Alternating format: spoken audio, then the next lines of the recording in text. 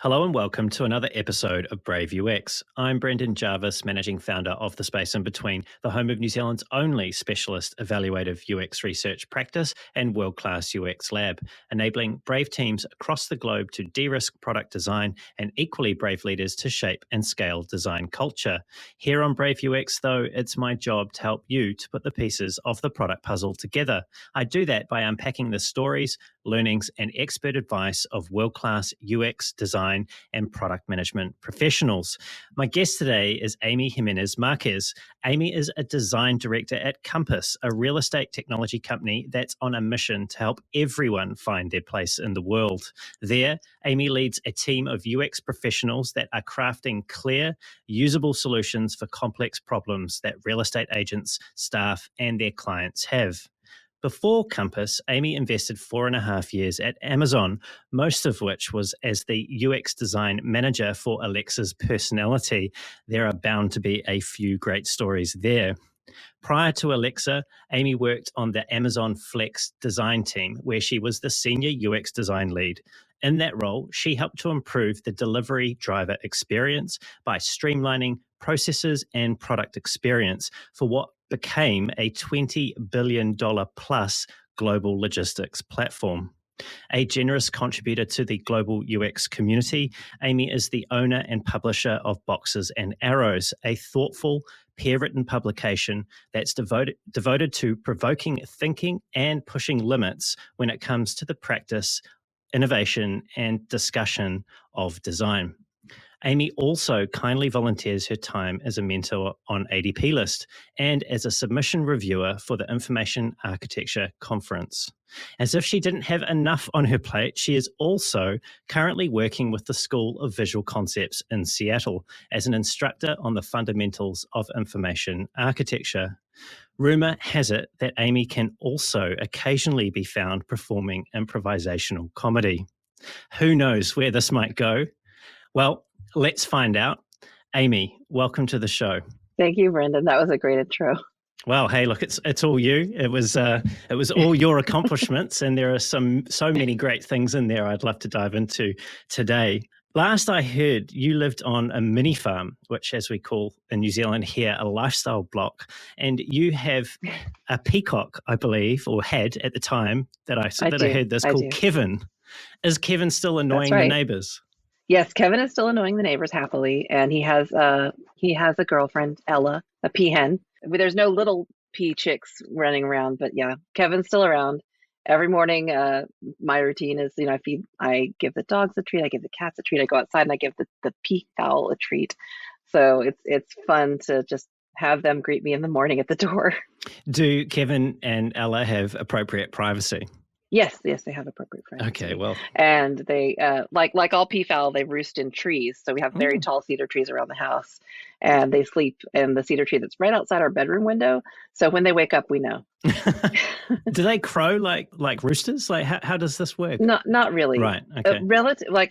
Between fall and early spring, they're relatively quiet.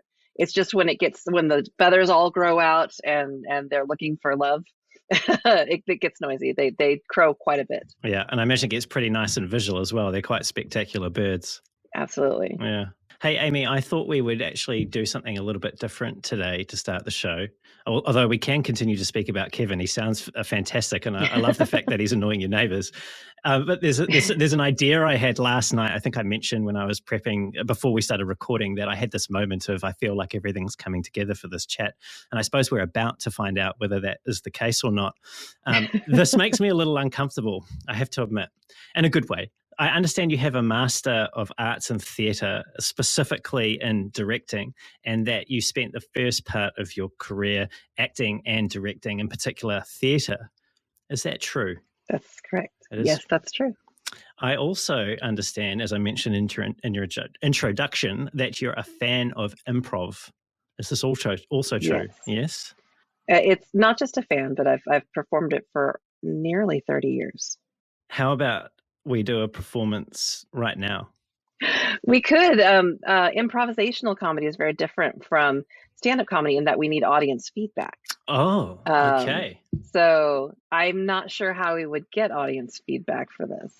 Well, it could be asynchronous feedback, I suppose. Oh my goodness. You see that I've clearly not done enough homework around how improv works. There I was thinking that we could do this, you and me, but clearly that's not going to be the case. Well, you could say that this whole conversation is improvisational. That's true, actually. That's very true. I did actually recently ask another guest if they wanted to sing us into the show, which they weren't ready for, so that didn't go ahead either. So I'm not disappointed and not surprised. That's okay. But honestly, if you've ever seen the show Whose Line Is It Anyway? That's a lot of what like short form improvisational comedy is. There's like this whole long form versus short form. There's snobbery about it. I do short form because it's fun and it's engaging. Long form is much more in your head and psychological.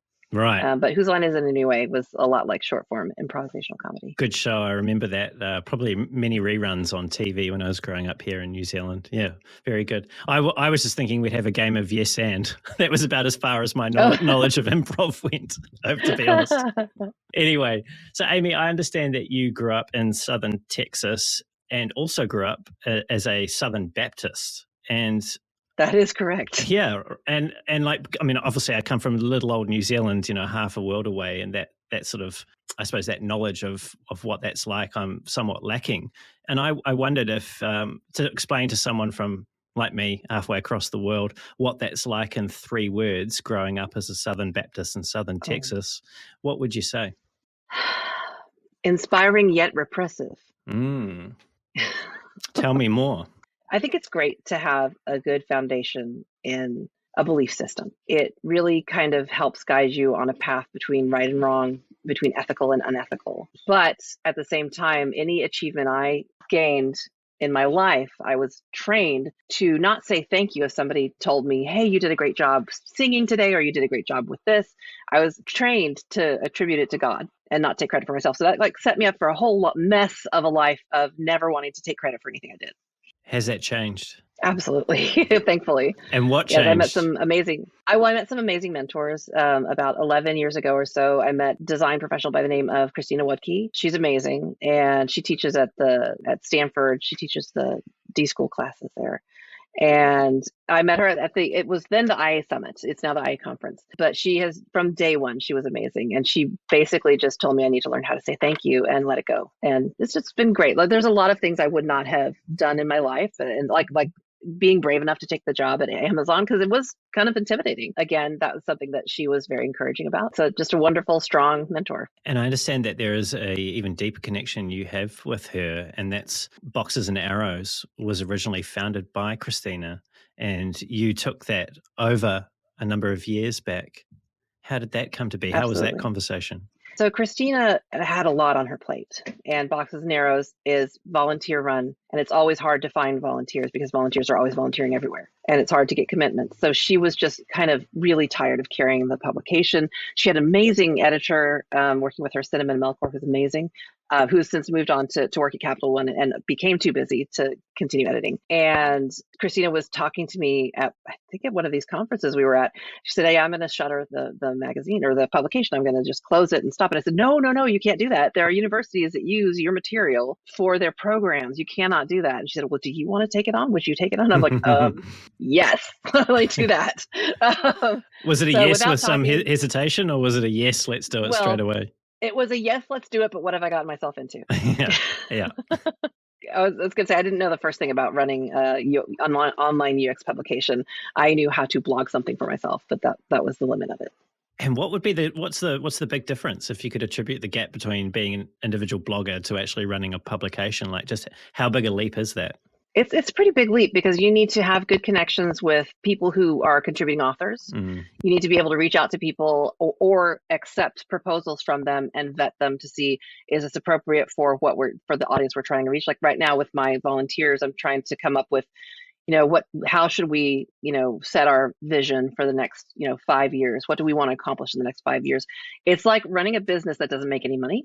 And because we don't, we just have like a little donation button on the website. We don't ask for money. Any of the stuff we have on Medium is free. We don't put a paywall on it. So it's a labor of love for all the people who volunteer for it, because it's just a worthwhile place to have information gathered. There's with the dissolution of the Information Architecture Institute, there's really not a center of gravity for IA, for information architecture. So like World IA Day, the organizers there reached out to us and said, hey, can we have some kind of a partnership? And we want to make sure that we cultivate those relationships across the community internationally, so that Boxes and Arrows is a place where people can come and learn about things that maybe aren't taught at the university level. There's a lot missing in information architecture at the university level. There's not a lot of voice design out there that you can read about right now. So I want to make sure we're bringing that stuff into Boxes and Arrows. What does that say about the state of design education if something as critical and fundamental as information architecture isn't really being done justice to the designers that are coming through?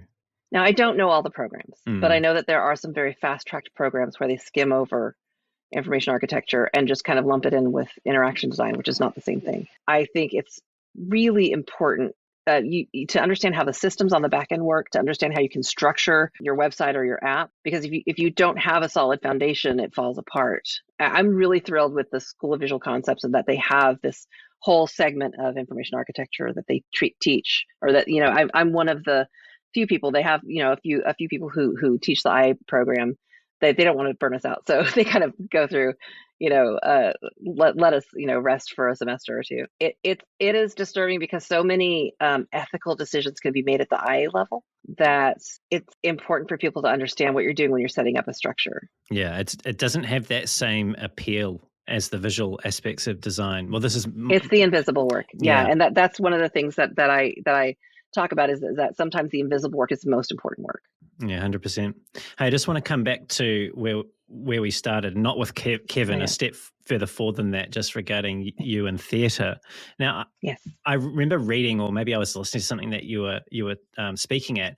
You were recounting it wasn't until you were 27 or 28 when you felt that you could do something more with your career than theatre. And I was curious about that, because that age of 26, 27, 28 is a common age range for people to make or not make big decisions about who they want to be. You're sort of getting to the end of your 20s and starting to figure out yourself a little bit more, or at least figure out that you're uncomfortable with what it is that you're doing. What was it that changed for you after being, so in love and so engrossed in theatre for so many years? Well, moving to Los Angeles will knock the love of it right out of you. So I was living in the North Hollywood area and working for a special effects company. And really, really what changed my mind was the creative director there, because I had some stage design in my background from theater classes. I knew how to use AutoCAD and some programs like that. And she said, hey, you're pretty good with this, graphic stuff. Why don't you, build us a website? I think those things are going to stick around. This is in the late 90s. And I said, well, I don't know the first thing about it, but I'm going to learn it. And so I went home that evening and started looking at the W3C schools and their tutorials in HTML, CSS, JavaScript. And from that Friday evening to that Sunday morning, I didn't go to sleep. I was so fascinated by it. And yeah, I was just sucked into it. And I'd never had anything that I was that passionate about outside of theater. And I thought to myself, this is amazing, because not only am I using like the logical side of my brain, I can use logic to create creativity and to create art. And it was just like this, light bulb moment of, okay, I'm doing this from now on. And it was just, it wasn't like I chose design, it chose me. So that's where that started. It has a pull to it, doesn't it? Yeah. Especially the internet around that time. I remember a similar sort of feeling that I had when I discovered, I think was it Web Monkeys? Does that ring a bell as well? Yeah. Yeah. They had a bunch of tutorials, and I just remember that active creation, using the machine and very simply being able to make something. It's hugely powerful, and I think it's something that stays with me today, although it's kind of faded into the background because we have so many more layers of abstraction on top of it now. And clearly you've specialized as well since becoming being a web designer back in those days. It sounds like it wasn't that hard a decision for you to make. It wasn't hard at all. Yeah. Yeah. Well, I mean, it's not like I have to leave theater. I can still do improv. And at the time I was single, I didn't have kids, so I could still do the evening rehearsals if I wanted to. So I was leaving the option of trying to do that as a profession rather than doing it vocationally. I'm curious, what did people close to you say when you started to move away from film and theater? So my brother was always the computer guy. He is a computer science professor. He specializes in branch prediction and microarchitecture. And when I started looking into computers, he said, "I'm going to come out there and start acting if you keep looking into computers." Um, so, and Did my he make good mom on was his like, "Are you?" promise? No, he's a total introvert. He would not do that. We are, as one of our teachers in high school said, we are like the sun and the moon.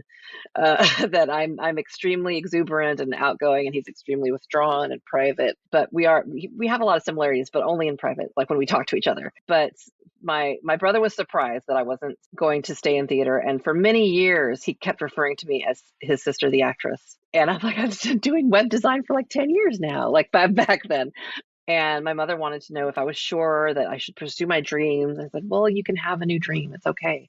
And that's also like, it was an aha moment for me to understand that there's not an age at which you can stop having new dreams. So because I was in my, late 20s, it didn't mean that I was stuck on a path. It meant that at any minute I can change my mind. I can say, no, I want to do this, or no, I'm interested in that.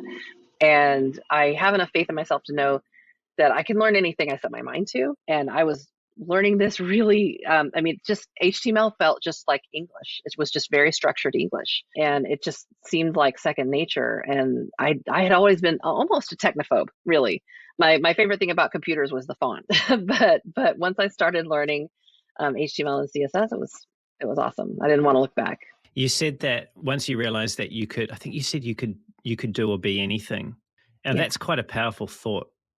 And it's a thought that we seem to lose as we grow older. It's something that when you're a child that anything seems possible to you, but somehow we seem to forget it or it gets beaten out of us. Yeah. How do we get that back? That's a great question. I mean, for me, I just have my mom was so supportive. My mom was always the rock that told me I can do anything I put my mind to. I can be anything I want to be, and her voice is always in the back of my head when I want to try something new. It's like, you can do it. So, and I have I'm a ridiculous optimist, and that helps too because I'm going to try things knowing I'll succeed, and even if I don't, it's a success because I learned something. I like that. That's the ultimate framing, right? I can't lose. Right. It's win-win because if I make it, great. If I don't, I've learned. So that's just the way I approach things. It's annoying to some people, I know. Oh, it's necessary. I mean, sometimes we need people to annoy us to sort of kick us into gear and help us realize that there's another way that we can be thinking about something.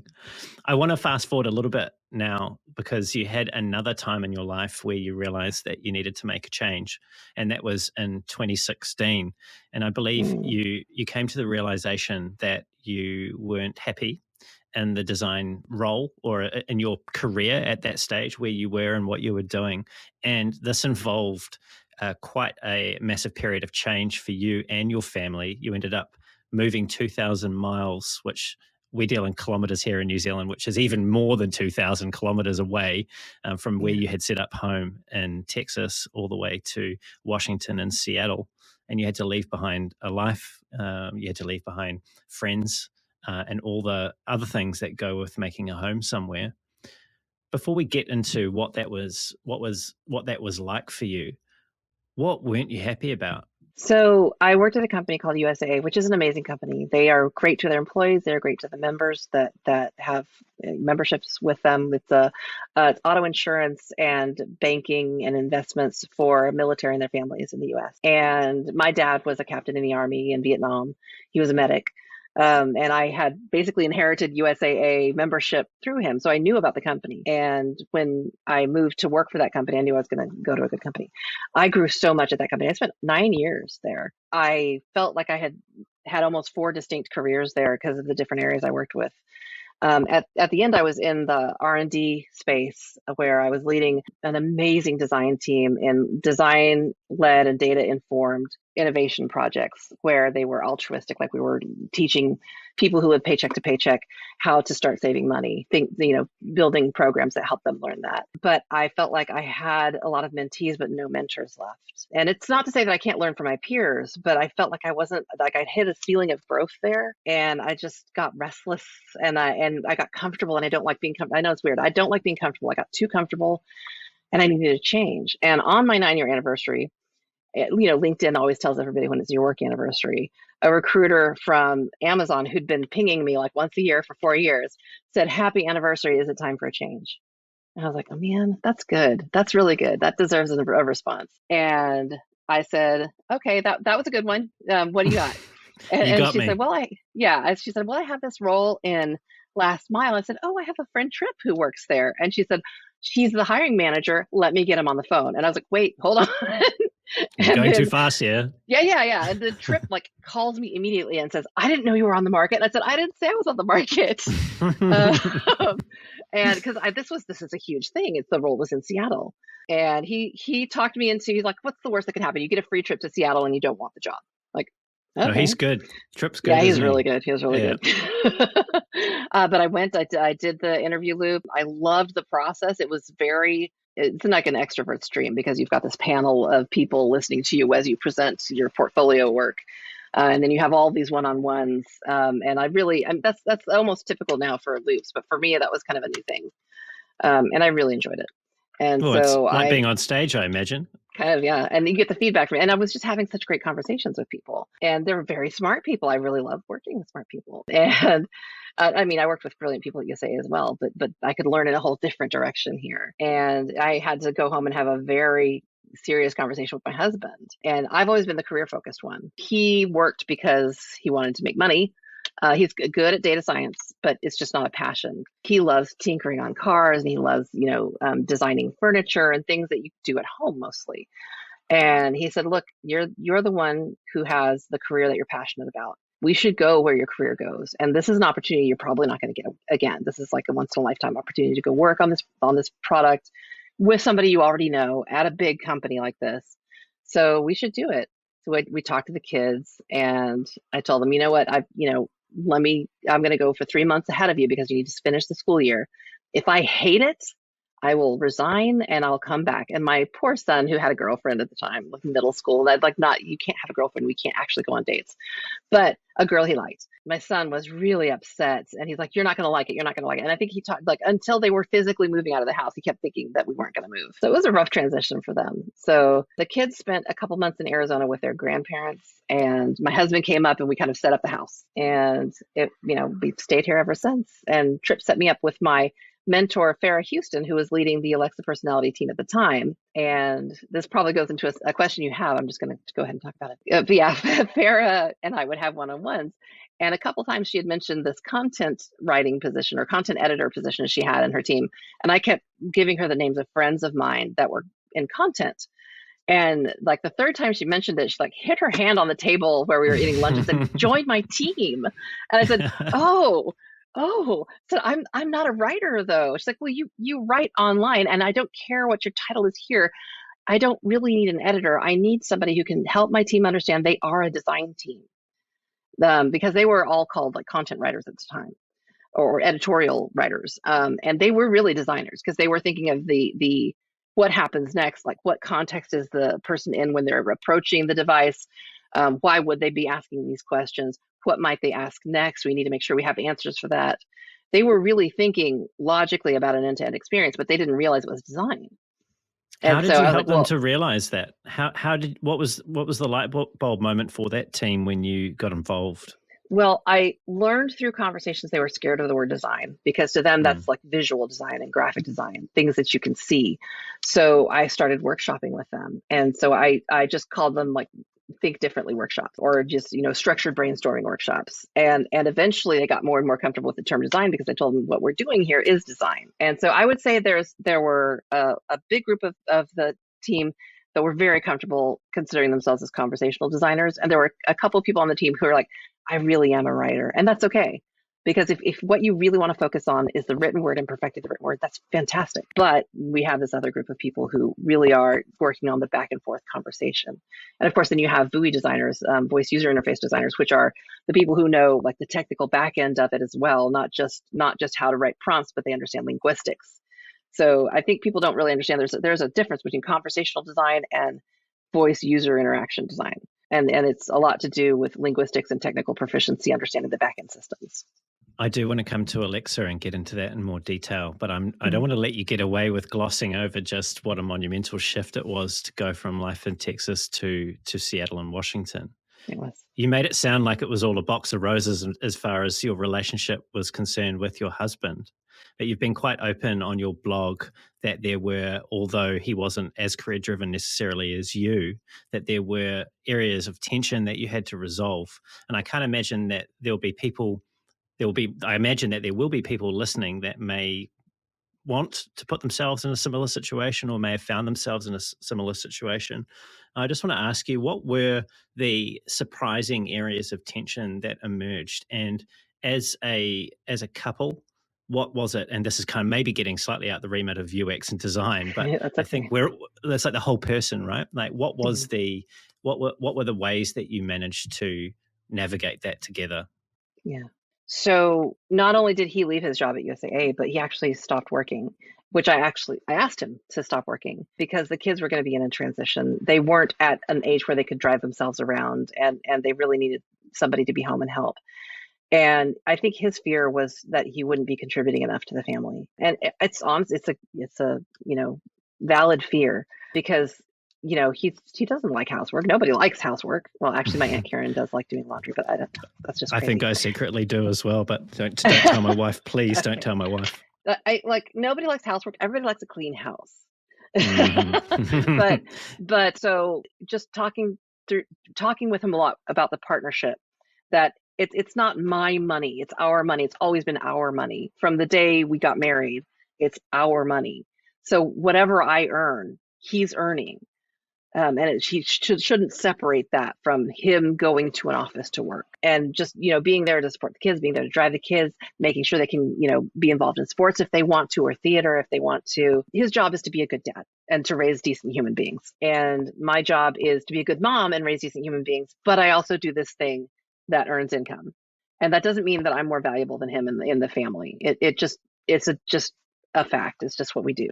He does amazing. Like I could never do. He can fix anything. Like if our washer or dryer breaks, he can take it apart, fix it himself. I can't do that, and that saves a ton of money. But this is a big thing, right? I mean, this is illustrating how there's a lot of change going on at the moment, and we're living through it. And it probably is the case for many generations that preceded us as well. There's been change happen, but there's a fundamental shift happening at the moment when it comes to gender more broadly, but also the roles that we play at home. And I wouldn't say I'm in a similar situation. I run a business. My wife's soon to be a consultant as a doctor, as I believe your dad was also a doctor. Am I right? Yes, he was a surgeon. Yeah, right. So yeah, my wife's about to become a surgeon, and we are also entertaining these conversations about what it means to be family, and how are we each going to play to our strengths, and what sacrifices should we be making for each other and for the greater good, so to speak. So I think this is a hugely meaningful topic for us to be discussing, because there'll be many people in design that may be facing similar situations and wrestling with these issues. And without the support of my husband, I couldn't do half the things I do, like running boxes and arrows. I said yes to that without talking to him, and then I talked to him about it. And he said, he basically, I think I wrote about this in the article, is when we talked about moving to Seattle, he said, Amy, my success is your success, or your success is my success. So what if I'm successful? He's successful. He considers that a success. And without his support, without him being there, without him being okay with me, like going to all these conferences, or, the family sleeps in on Saturdays. So I get up at 6 and I start working on boxes and arrows because that's just, I want to. It's not because I have to, but he's supportive of that. It's, and we have to find our balance. Like every once in a while, he'll pull me back from the edge of working way too much and tell me, hey, come on, you've got to, secure your private space, your family time, make sure that you're fighting for that. Because I give my team lectures about this all the time. Like, I don't want you working more than 8 hours a day, 40 hours a week. If you're working overtime, I need to know about it, because then you're doing too much. I make sure that my team is taking care of themselves, and he makes sure that I take care of myself. Every leader needs someone else to make sure that they take care of themselves. We're often quite good at giving the advice and terrible at taking it. Yeah, absolutely. I can see why you and Trip actually got on so well, because you both work way too much, as far as I can tell. Yeah. Look, I want to come to this. No one gets up at 6 a.m. on a Saturday and pours their heart and soul into a publication unless they have passion.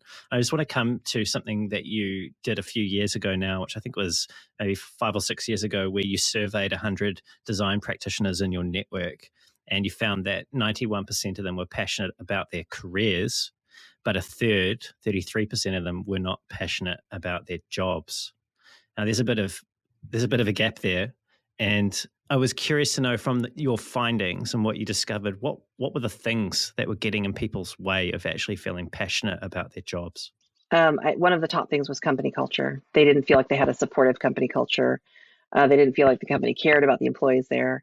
And of course, along with that went having a direct manager that wasn't supportive or that they did not get along with. I think, they say people leave managers, not companies. And I think it was a combination of having a bad company culture and then having a manager on top of that, you're not getting along with, who's exhibiting all the attributes of the bad culture at that company. So those are external factors, some of them imposed and some of them not able to be removed by those individuals. What were some of the blockers that people have experienced? Maybe you've experienced them yourself, that you realize that this is actually something that I can change. Stopping short of necessarily leaving, that's clearly something that you can do, that is inside your control.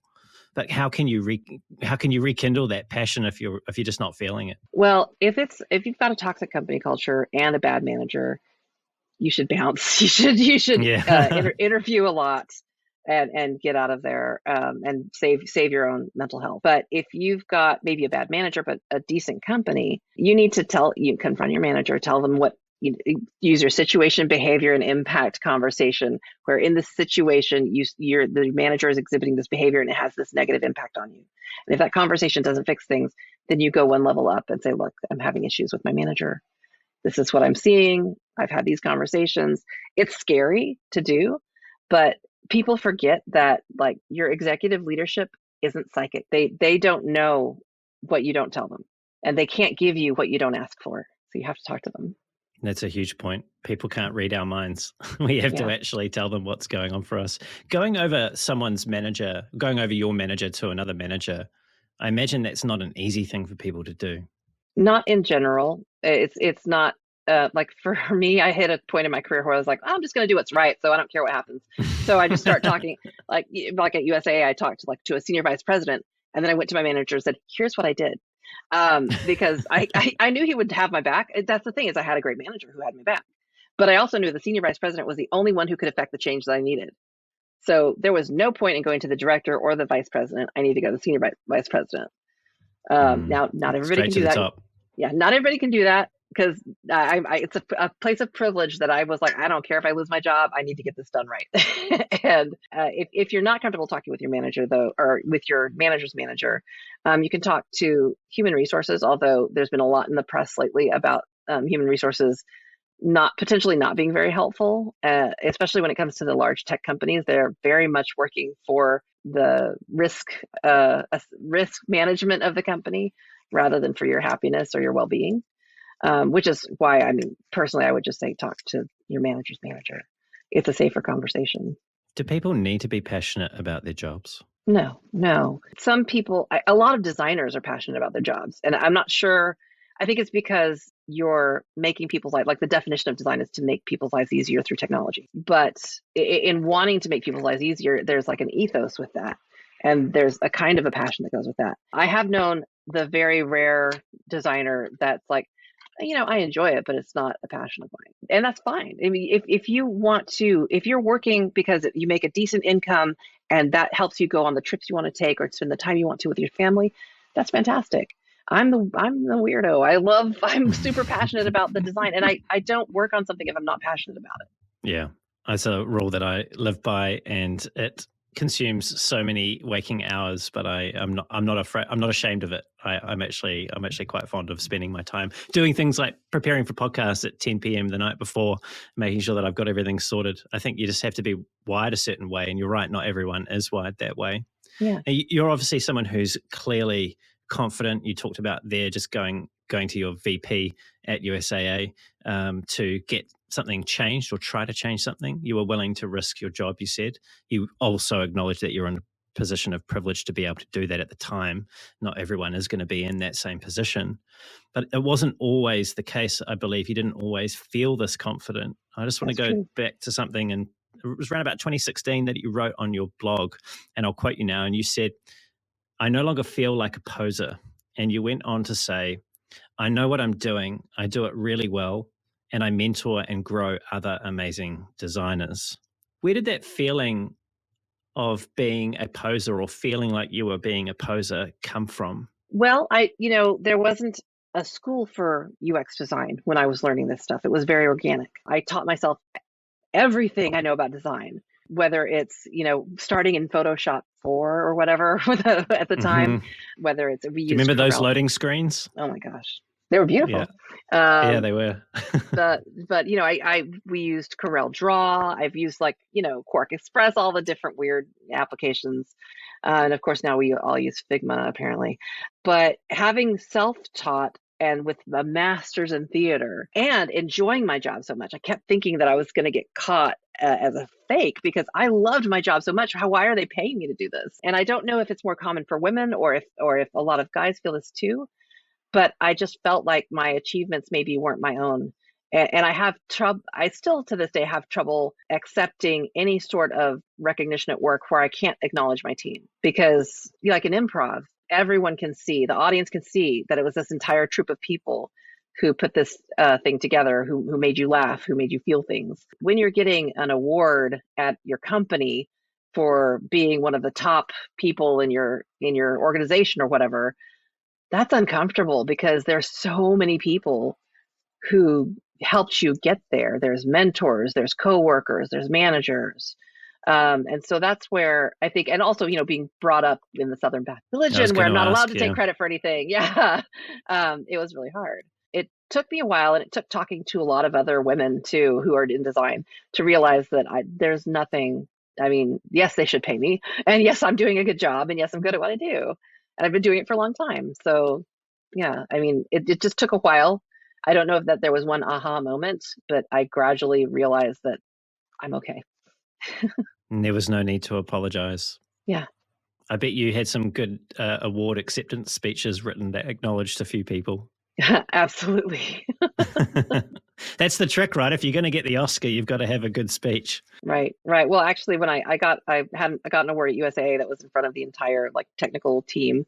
Right, it was like a big organization, and when I went on stage, the CEO who was presenting it said, "I know what you're going to say. It was a team effort," and he said, "Because anybody in your position would want to acknowledge their team." I'm like, "Oh wow, okay, he knows me." So that kind of set me at ease, but at the same time, it's still awkward. I don't mind receiving praise on a stage where you can see everybody. I have a little bit of trouble receiving it where it's just me. Yeah, it's understandable. I have been curious about this subject of imposter syndrome for a little while now. And I suppose I discussed this with Darren Hood on the show a few weeks ago, and he has a very specific view about it in terms of how he frames imposter syndrome, which is that imposter syndrome is only felt by those who are at the top of their field yet still don't feel like they belong. So that's clearly quite a narrow definition and doesn't really speak to how a lot of people feel when it comes to feeling uncomfortable about the position they find themselves in, and that self-doubt that creeps in there that you spoke of wondering, hey, are they going to eventually discover me? They're paying me to do this amazing job. This is almost too good to be true. Are we really imposters, though? Are we really posers? Or do we just come to a realization, although not with great clarity, that we have some gaps, that we just have a few things to learn, and that makes us uncomfortable? Yeah, I don't think we're actually imposters. I think people. So here's something I do with my teams: is I have like a self-analysis tool for how proficient you are at these several different skills, both technical and soft skills in design. And I've adjusted it per team everywhere I go. And always, the junior designer rates themselves super high on everything, and the very senior designer rates themselves low on everything. And for me, this tool is a conversation starter. So when the junior designer says, the scale is from not learning to learning to mastering to could teach it. So the junior designer is like, oh, I could teach usability, or I could teach user research. And so I asked them, what's the definition of user research? Well, I've seen usability tests, so I could totally teach people about that. I'm like, so this is where we start a conversation. I say, okay, here's what user research actually is. And you take them through the litany of the millions of tools you can use and the millions of techniques you can use. That's hyperbole, of course. But this is what user research really is. Where do you think you are in terms of user research? And then they bring it back down. So you don't know what you don't know when you're a junior designer. When you're a senior designer, you know there's so much more out there that you don't know. Yeah, you're conscious of your incompetence, right? There's that moment where you're like, oh, there's a lot of things I don't know here. Yeah.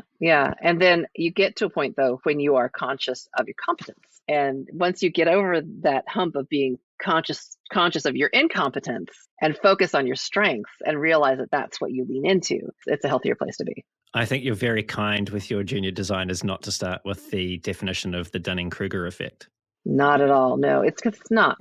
It's not. It's a not knowing what you don't know. I've met people that have the total Dunning-Kruger effect, and they're not necessarily apprentice designers. They're something else. But when you're talking about very entry level designers or even interns, there's so much out there they don't know about. So they think they are mastering all these things that they only have scratched the surface on.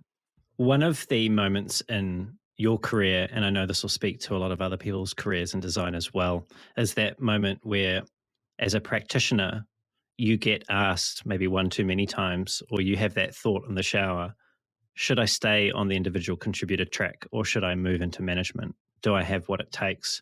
And this is often an area of someone's career where there is a lot of doubt about what you will give up and leave behind and whether or not you actually have the competence to move into that role of managing other people's careers and do that successfully. Now, that's something that you have done, and you've done that very successfully. But I also know that you've acknowledged the fact that it wasn't necessarily an easy thing for you to do, but you've gone from, in 7 short years, and not to say there's anything wrong with being an individual contributor, I just want to make that clear. You've gone from being a lead designer to a design director. So that's quite a leap. It's quite a new set of skills that you've had to learn and to develop and to hone and build on your already strong competencies in design and empathy and all the other things that have made you the leader that you are.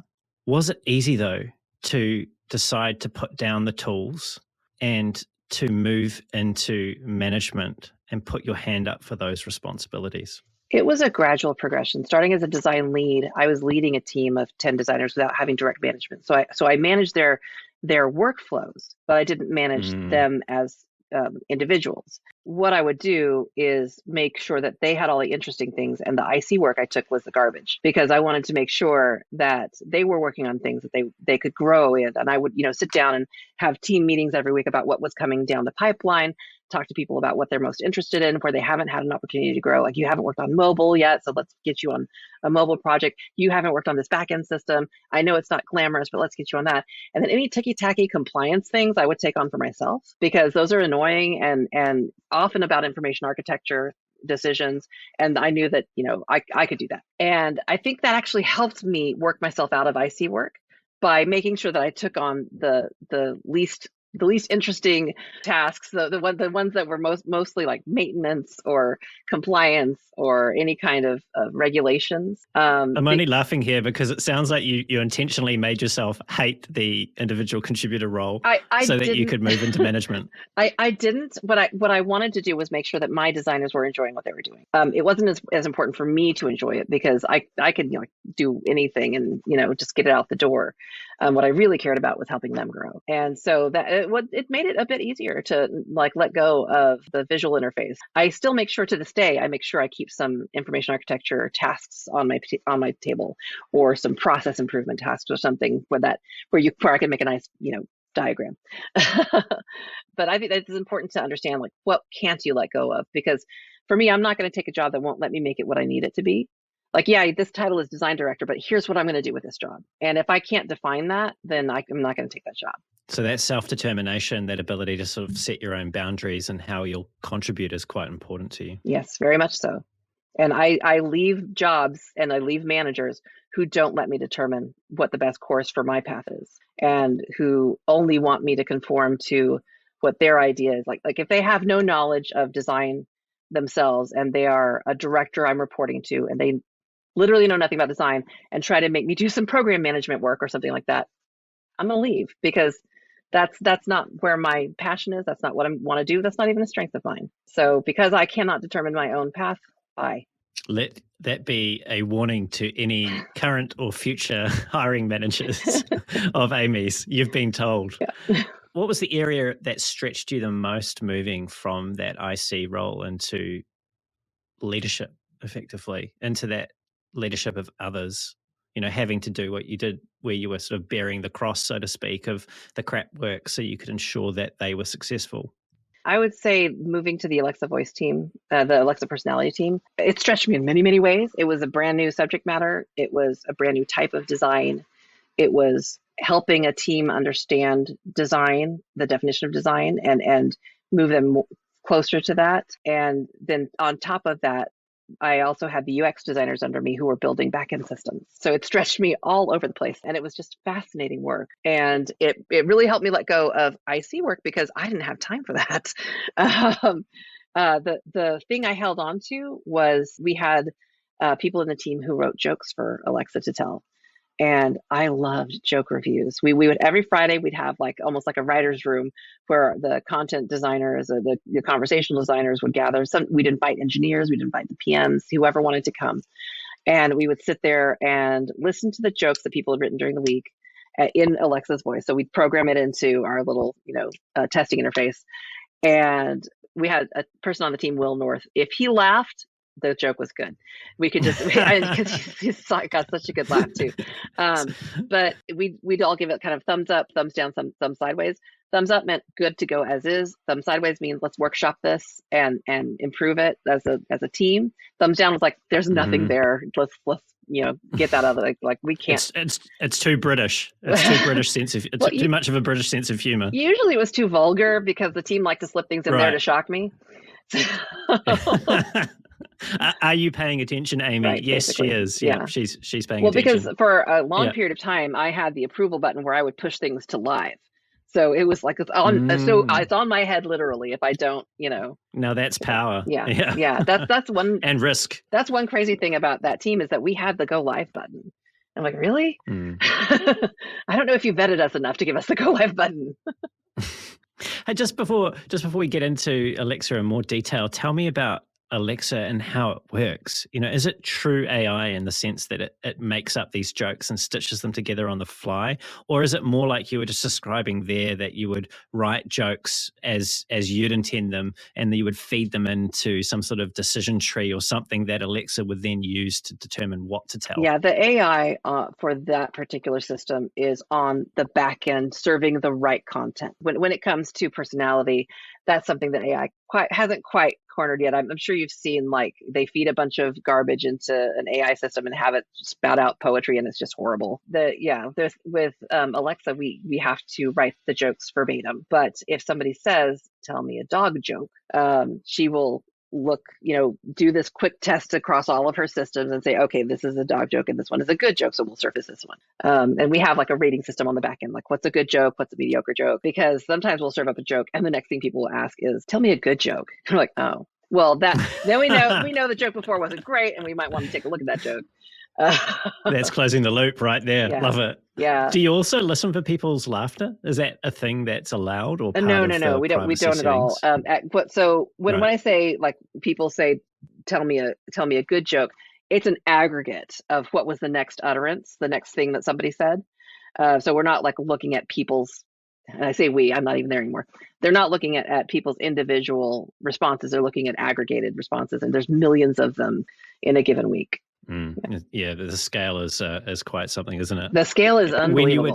And I mean that in itself would have been a really interesting territory design-wise to navigate and to steer the product down different directions. And I was curious about this challenge of designing for something that scales to this degree, and what some of the unique constraints or blockers or things that you and the team ran up against that others in other areas of design might not have even considered as a potential challenge. So one of the challenges for me, and really for my predecessor, Farah, was we always wanted the device to have, I'm not saying her name because like there's one right there and I don't want it to talk to me, but we always have the device, we wanted to have the device respond to insults in a manner that was, standing up for itself. But the executives to the highest level disagreed. They felt that that was being judgmental, and that this should not be a judgmental device in your home. You should be able to say what you want. And, if somebody is very, it likes to curse a lot, you don't judge them for that. You don't say, I don't appreciate that language or whatever. And we tried to argue with, their money's still the same, right? Well, everyone's dollar's the same. They're not paying. The device itself is not very expensive, but their subscriptions are. So yeah, they're still customers, and we still, want to not be judgmental. But we wanted to present the argument that if they're cussing, that's fine. But if they're calling her slurs or threatening her or something, we should be able to respond. And we wrote like a very eloquent defense of why that should be. And we wrote like what the prompts might be, the responses she might say would be. And it was because of the men up the chain, it was, declined. Now that's something that's interesting and hugely relevant. I'm not sure if you've met Eva Penzi-Moog. Yes, I have. Right. So Eva, as you would probably know, then wrote Design for Safety. And we had a conversation, I think it was the end of last year, about how technology is being weaponized to enable domestic violence and abuse to happen. And then recently, I think it was earlier this year, maybe in January, I'd sent Eva through an article that I'd seen where there was a company that would allow people to set up AI friends or girlfriends in particular, that it was disturbing to see the amount of abuse that people had fed into their AI and how men in particular were treating the AI. And I'm really curious about this and what that says about some men in particular, but also what it says about the product to continue to permit that kind of input. Now, I realize there's a lot to weigh up here, right? There's the whole argument at the moment that's going on about what big tech's role is in censoring content and deciding whether some views are more appropriate than others, and that is a tricky line to walk, particularly in an American democracy, right? Because freedom of speech is quite a central tenet, not just in America, but to all democracies. And it's one of the things that enables our way of living to be the envy of many other people around the world because they don't experience that same degree of freedom. But tell me more about that. When did you realize that that was a thing that was happening? How did you feel when you realized that? What was it like presenting that view up the chain and receiving a no? And how did that go down amongst the team, particularly women in the team and the organization? So learning what the most common utterances were, and an utterance is what a customer says to the device, and a prompt is what the device responds with. So learning that some of the most common utterances were, shut up. I mean, I get it. Sometimes she talks out of turn, but, calling her names, threatening her, things like hello were very, very common. Things like thank you were very, very common, which is great. There is a balance of light and dark there. There are stories out of almost every country that Alexa's in where somebody has said, Alexa, I want to kill myself. And she's responded with the line to the suicide hotline for that area and responded, Alexa, stop. Alexa, please stop. Very kindly. We're trying to have a conversation here. Yeah, so apparently she thinks I want to kill myself. I'll have to go erase that. But you're going to get a call in a minute. Someone will ring up. The thing is, we can't really take an action. But we can express sympathy, and we can say, there's always someone to talk to. This is called the suicide hotline. Be safe. That is great to have stories coming back where we have saved people's lives doing that. And you have to balance that against the negative comments that primarily men make towards the device. And it's not really a statement. To me, it's not a statement on the Echo devices themselves. It's a statement on our society that so many men say so many vile things to the device. And I'm sure there's women who do it too, but some of the utterances could almost only have been said by men. Why is Alexa a her? That's a great question.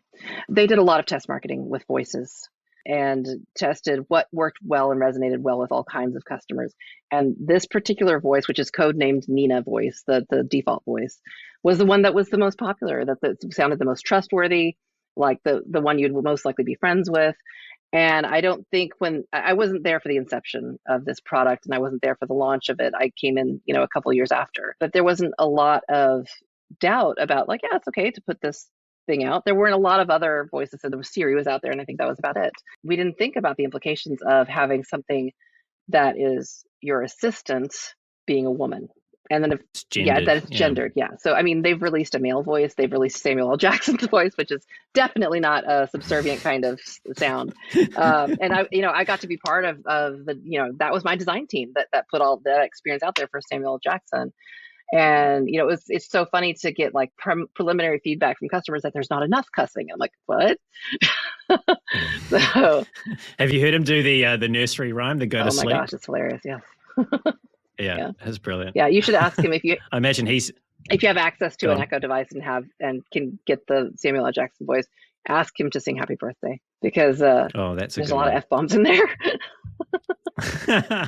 Yeah, so make sure your young children people aren't around, or people that are and then a little bit sensitive to things. With having a voice that had explicit mode, basically, we also had to make sure that we had an on-off toggle for explicit mode. Like you have to opt into explicit mode because we want to make sure, and we need to make it per device, because if you have a device in your kid's room, maybe you don't want that to have it, but you want your device in your own room to have it. So there was a lot of considerations to take. But going back to how it felt about not being able to stand up, not letting the device stand up for herself, I understood the part of not judging people. I did not agree with not being able to respond when something was, a threatening sound. Instead, they just have her make that little doo-doo noise she makes, which means I heard you, but I don't care. But who knows that outside of that team? So it was disappointing for sure. But there's, one of the principles at Amazon is disagree and commit, which means that you may disagree with the decision that was made, but you all align that though you disagree, someone higher up the chain said you have to do this, so you will move forward gracefully and graciously and get past it. I think that that's one of the tenets there. It's have backbone, disagree, and commit. So you stand up for what you believe in, and when you're overruled, you go, all right, I've made my disagreement. I've given you my data as to why I disagree. We'll just move forward. I'm not necessarily aligned with that, and that was a really hard one to swallow. It almost sounds like a military organization. I would say all of the tenets, the principles came from Jeff Bezos. They were basically his way of thinking. So the entire company culture is very reflective of Bezos himself. So thinking of how, not necessarily how Jeff sees the world, but you can see that expressed in the personality of maybe some of the companies that he's involved with, in particular Amazon. If we draw that back down to Alexa and think about the principles that you were making design decisions with or by or trying to hold to, what were some of those design principles that guided what you did and didn't do with the product? Well, we had very definite principles about being non-judgmental, about not being partisan. That was really important. That became much more important in 2016. But she's not a political partisan. She is a supporter of technology, literature, and science, which is interesting because for some reason in the United States, suddenly that became partisan. One of the tenets was she needed to be, accepting of people. And I wish I could remember all of them. I can't remember them all off the top of my head. They're completely internal tenets that we have for the product. And we use those tenets to weigh decisions on. So the tenets all have kind of like a tension to them. Like, we won't do this, but we'll do this kind of, tension. So they helped us make decisions in cases like that. So like when Trump became president, we're not going to tell jokes about President Trump. People were asking. They were asking for a lot of jokes about President Trump. We did not serve any jokes about President Trump. Well, you'd isolate half of your customer base, wouldn't you? Yeah, absolutely. If you started to take a side. Yeah. This is the tension between technology that's so pervasive and our political system at the moment. And I'm not qualified really to go into this. It's just an interesting observation that at a company like Amazon, where they do have the scale to reach into people's living rooms like this, and you do see that demand coming through, you have to be quite intentional about what you do and don't do, and whether or not you stray into that political arena, which many American companies in particular have chosen to on certain issues. And I can't imagine those decisions are faced lightly. They were not faced lightly. It was pretty heavy because it's not just the United States you're making this decision for. Alexa's in many countries. Sorry, they're in all over Europe, in Australia, New Zealand, in Mexico, and Latin America. So we would work together, and we had like kind of a central base a repository of stories and songs and jokes and responses that were a core content, but then you had to localize for the regions. So figuring out. Yeah, like in New Zealand, you gave us an Australian accent. Sorry. Which didn't go down very well. No, it didn't. If only I'd known you when you were back then, That wasn't me. That wasn't request. Me. The voice itself comes from a different team. But but there's all kinds of decisions that you have to make, like French Canadian voice versus the Canadian voice. There's just all kinds of nuances and imagery that you show on the screened devices. Like there's countries in which you cannot show any alcoholic imagery. So when we had a Stanley Cup image, they created the Stanley Cup image with a cup and with champagne and confetti, and they're like, ooh, get the champagne off there because this country and this country do not allow images of alcohol. And I'm like, oh, okay, wow. So it's just really interesting trying to navigate that, not just for the United States, but with your partners across all these different countries. Yeah, it's very difficult to please everyone. And one of the things that you were working at with Alexa in particular was trying to make her more human, as far as I understand, so that the product could become a trusted home companion. What does it mean to make something like Alexa more human? What does it actually look like? So what that looked like for me was being more inclusive. So being a Mexican American, when I came on the team, a lot of the stuff I tested were like, how do I celebrate Cinco de Mayo? Or, and I said it like totally on accident, because if you say, how do I celebrate Cinco de Mayo? It sounds kind of artificial, but yeah, how do you celebrate Cinco de Mayo? It was like a well-intended, written by somebody who was clearly not Mexican. Well, I grab my maracas and get your family together for a fiesta. And I'm like, oh God, no. So I started looking into how we could be more inclusive in content that wasn't mainstream middle America. And I had a great person on the team, Jessamine, who was really invested into making sure that everything was equitable and inclusive in our content. So we started working with other areas of other teams, like for the music. If somebody said, how can I celebrate Cinco de Mayo? We'd say, oh, we have a great Cinco de Mayo playlist for you. Would you like to listen to it? Or would you like to know the history of Cinco de Mayo and why it exists? Or, would you like some recipes for Cinco de Mayo? Rather than just telling them, something awkward from, a gringa's point of view, they got education about the holiday. And this became true for all of the different, like for Ramadan and for Yom Kippur and for different holidays that weren't just mainstream middle America. So even like the Festivus from Seinfeld, we combed through all of the different holidays that there are and tried to be as inclusive as possible across actual cultures. Festivus is not, but Kwanzaa and Martin Luther King's Day and going through all of them, making sure we had really sensitive answers for that. And we worked with, there's a Black Employees Network inside Amazon where we worked with them to create a skill for Black History Month. So that if you ask about Black History Month, there's this huge trove of facts about Black History Month that's in the voice of Black activists. Like they have different people, giving these sound bites for this. So that's how I wanted to make it better and more human. That's fascinating. I think you referred to white people as gringas. Gringas. Well, the white women are gringas. All right. So gringos, if you gringos. Want to talk about anybody. So as a gringo, I don't know what Cinco de Mayo is. What is this holiday? It's really a holiday that's more celebrated in Texas than it is in Mexico. Mm-hmm. It's about a specific battle that happened in Mexico where a certain village won their freedom. It's very obscure. It's not their Independence Day. September 16th is their Independence Day. For some reason, Cinco de Mayo has been grasped onto as something really important, at least in Texas, to celebrate. And it's kind of moved its way north. Mm-hmm. And it's just an excuse to have margaritas, I think, and lots of good food. Well, you wouldn't have to twist my arm too hard, that's for sure.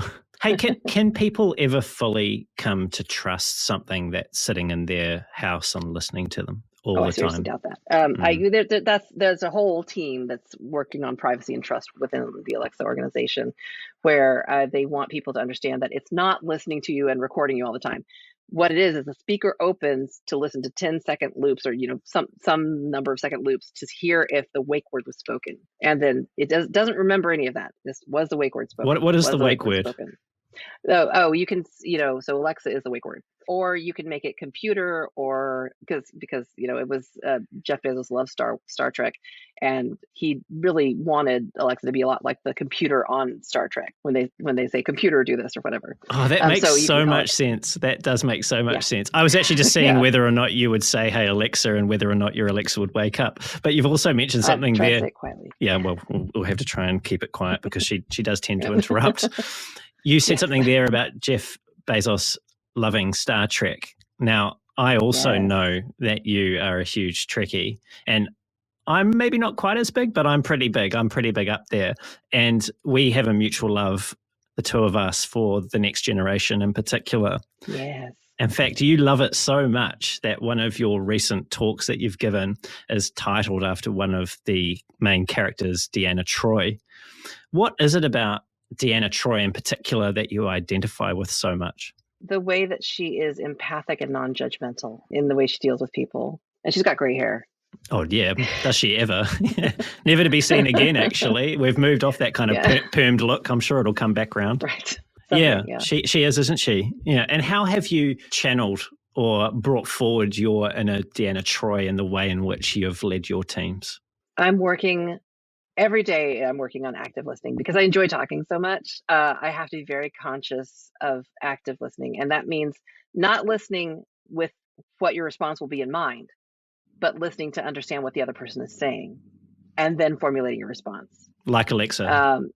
Yes. And like improv, that you have to actively listen. If you're not actively listening, you're going to drop the scene and you're going to screw it up. That's great practice, is listening to what the other person is giving you. And it's really great. A lot of what like career coaches do is they reflect back to you what you said and like what they heard.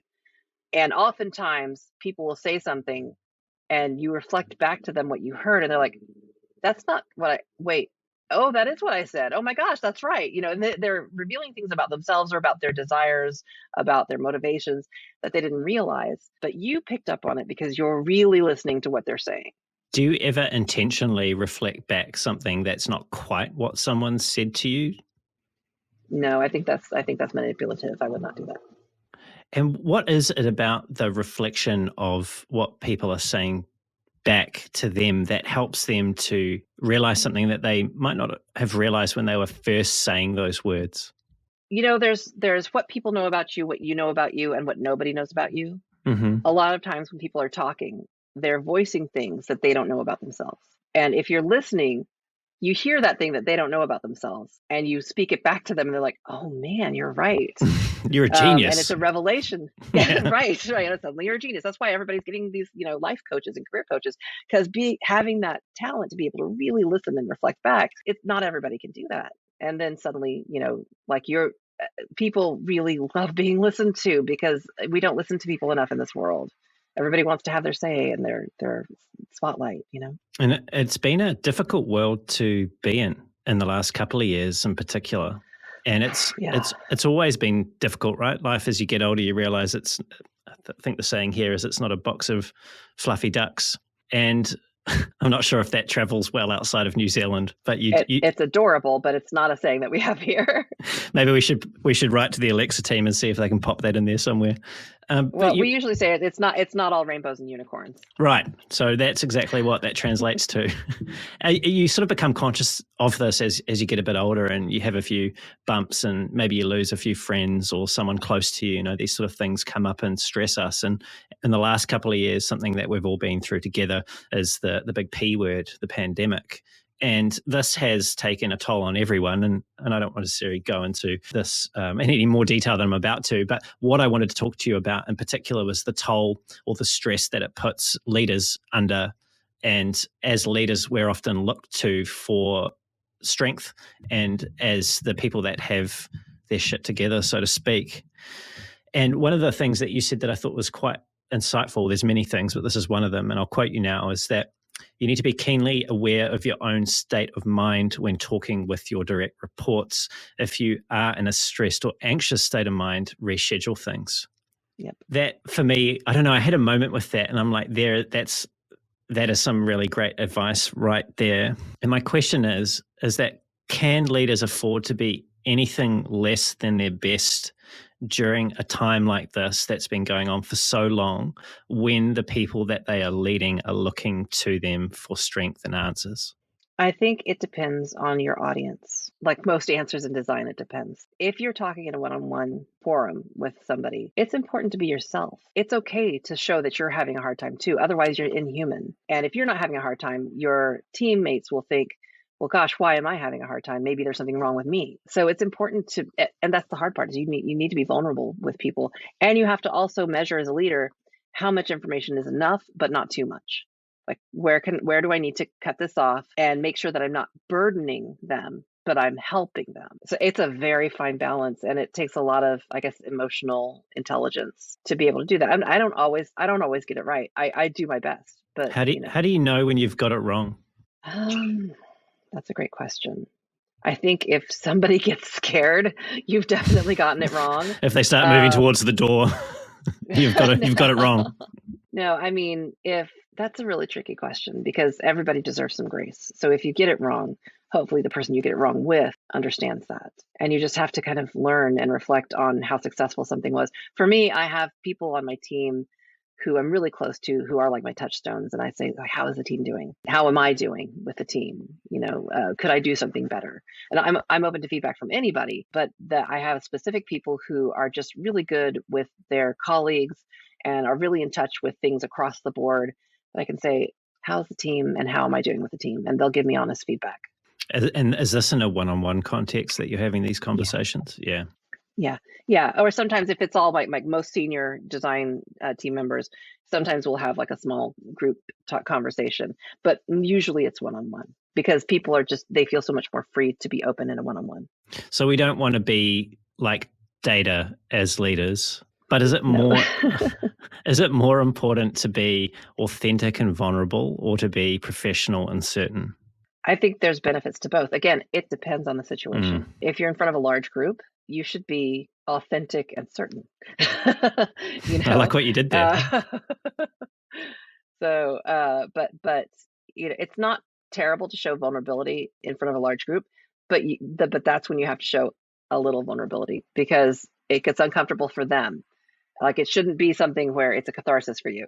It should be you sharing that, hey, I'm human too. Yeah, really good point. Just before we move on to something else, tell me about meeting Captain Jean Luke Picard, who's also known as Sir Patrick Stewart. That was awesome. That was like the best day ever. I didn't even realize Jeff Bezos was in the room. I'm like, Patrick Stewart. But if Jeff's listening to this, he'll be crushed. I don't think he'll care. But I'm a huge Shakespeare fan too. My emphasis in my master's degree was directing Shakespeare. So I knew Patrick Stewart long before he was Jean-Luc Picard, as far as I knew of him. And when they told me that I was going to get to meet him and he was going to come into our joke review session, I was like, what?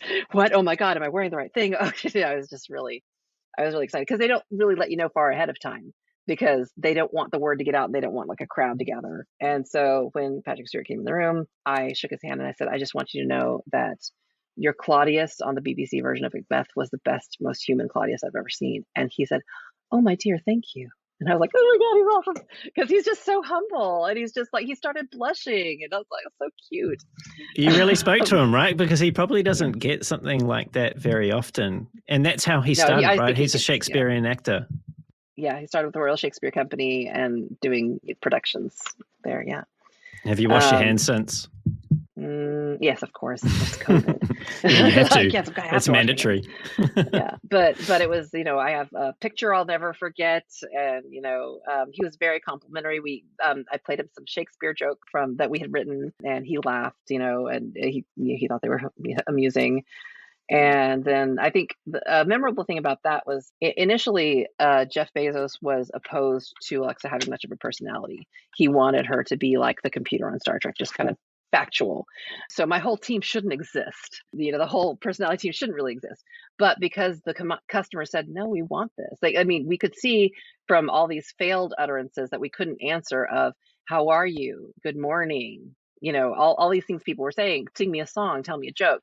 People wanted a personality. And this was, of course, before my time. The team before me, I stand on the shoulders of giants who built this from the ground up for the couple of years before I joined. But with Jeff in the room, he actually said, and he directed this to me, and it wasn't just me, but I took it because it was Jeff. And he said, thank you so much for giving Alexa such an amazing personality. And I was kind of stunned. I don't know that I could have said anything at the time because I knew the history that he didn't really want a personality for it. So it was kind of cool. Do you remember what you said to him? I don't know. I think I just said thank you or, something. I don't know. I tell you what, if Alexa had a Patrick Stewart voice, like a Samuel L. Jackson voice, I think I would have to get a few echoes around the home. That would be awesome. I would love that. But I don't think the last I heard when they asked him about that, he's not interested. Amy, normally I finish these conversations on a serious note, but today, given what we've just been talking about and given your strong input into Alexa's personality, in particular jokes, I thought I'd mix things up a little bit. Now, this is a little unfair as I had a person on the inside who fed me some state secrets. Oh, no. What is your favorite dad joke, the one that you weren't allowed to put on Alexa? Oh, my gosh. Oh, you know what? It's not dead anymore because we were able to put it in Samuel L. Jackson's voice. Ah. But I can't say it. I can't say it. You've got to say it. We have to say it. We'll bleep out. We'll bleep out anything. I don't remember the whole thing. You're putting me on the spot. Right. But that's unfair. That's unfair of me. Any parting thoughts for design leaders that are at a point in their career where those little voices, they might not be little, they might be screaming at them to make a change? What would you say to them? For design leaders or just designers in general? Designers in general that may be considering leadership or any other career change. Oh, okay. Well, you just jump in. The best way to do it is to jump in, but talk to a lot of people. Talk to people you admire who are doing what you want to do, and people who are doing what you want to do, or people in parallel careers who have moved on about their experiences, and then jump in. You can organize a conference. You can be a chair of a conference and learn what it's like to manage something like that. If you can manage that kind of chaos, you can manage a team.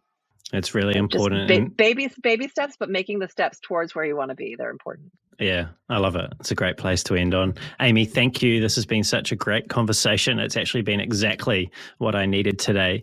I really appreciate you being so generous with your stories and your insights today. Thank you, Brendan. This has been a pleasure too for me. Oh, I'm glad you've had a good time. I'm sorry to have put you on the spot a couple of times today, but it's been a wonderful conversation. I should have known to prepare a joke. Well, I'm sure at some point in our future we'll get to do some improv together. I can't imagine that I'll be any good at it, but I'm willing to give it a go. The best improv is trial by fire, so you just have to do it. Well, we'll make that happen. Amy, if people want to find out more about you and all the wonderful things that you've been doing, also about Boxes and Arrows and your upcoming conference talks, of which I believe you have 3 coming up, what's the best way for them to do that? Oh, that's a great question, because my amymarquez.com really just shunts you over to my Medium blog. Twitter, I'm at Amy Marquez on Twitter, and I make a lot of updates there. Perfect. Thank you, Amy. And to everyone who's tuned in, it's been great having you here as well. Everything we've covered will be in the show notes, including where you can find Amy and Boxes and Arrows and all the other great stuff that we've spoken about today. Maybe I'll also be able to put into the show notes that joke if Amy can recall it at some point. So keep your eyes peeled for that. I'll have to ask Samuel. All right. Yeah, ask Samuel and get back to me. If you enjoyed the show and you want to hear more great conversations like this with world-class leaders in UX design and product management, don't forget to leave a review on the podcast, subscribe as well, and pass it along to someone else in your network that might get benefit from these long-ranging, deep dive conversations into design and all the other things that surround it. If you want to reach out to me, you can find me on LinkedIn. My profile link is at the bottom of the show notes on the podcast platforms and on YouTube, or you can head on over to thespaceinbetween.co.nz if you're in the United States, or NZ if you're in England. And until next time, keep being brave.